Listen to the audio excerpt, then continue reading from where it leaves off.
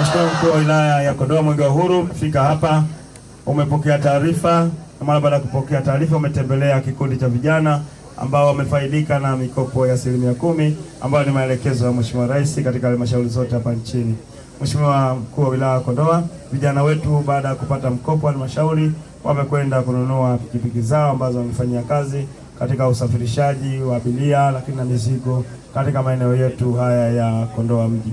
Mheshimiwa Mkuu wa Wilaya, vijana wetu wanaendelea vizuri, wako vizuri na wako tayari kufanya kazi ya kurejesha mkopo huo ili vijana wengine waweze kupata mkopo.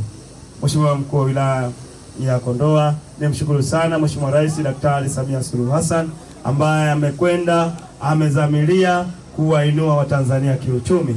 Amezamilia kuwainua vijana kiuchumi, na hawa ni vijana wa mfano katika vijana wengi Tanzania ambao wamenufaika na fursa ambazo Mheshimiwa Rais amezileta kwa Watanzania.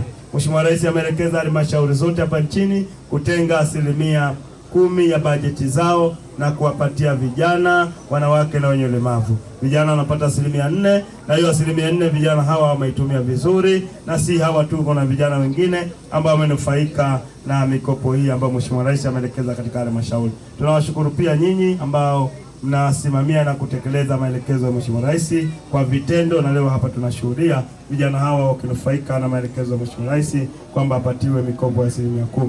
Tunaomba vijana kuchangamkia fursa hii. Mheshimiwa Rais amedhamiria kutuinua kiuchumi vijana, hivyo tujiunge kwenye vikundi, twendeni halmashauri tukapatiwe hizi fedha, zipo na Mheshimiwa Rais ameshatoa maelekezo. Kwa ni kazi kwetu sisi kujiunga kwenye vikundi, twendeni tukapate hizi fedha pale halmashauri.